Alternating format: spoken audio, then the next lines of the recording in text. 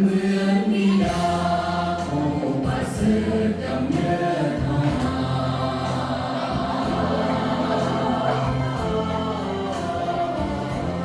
เหมือนมารดา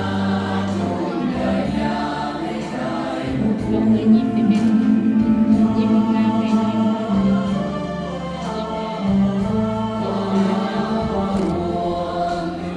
สวงเมตตากรุ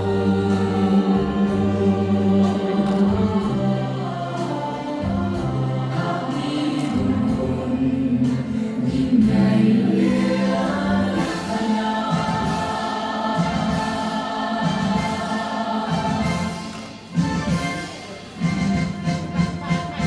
คือดวงไฟ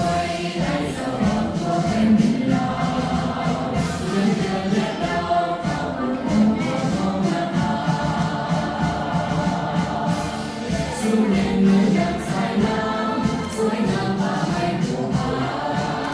มีพักนำพาภาษาคนตกสุขใจ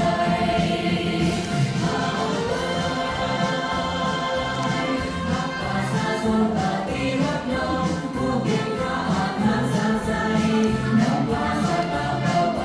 สู่จุดหมายแห่งแห่งมั่งมี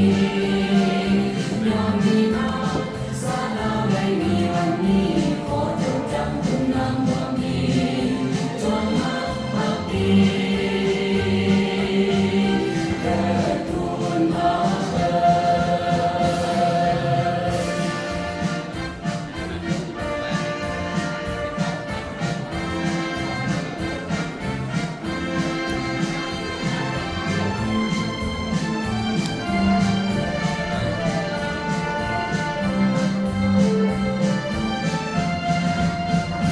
คือดวงไฟ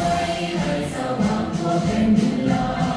วเหมือนเดือนและดาวเข้าปกครองทั่วท้องนภาสู่แดนเมือง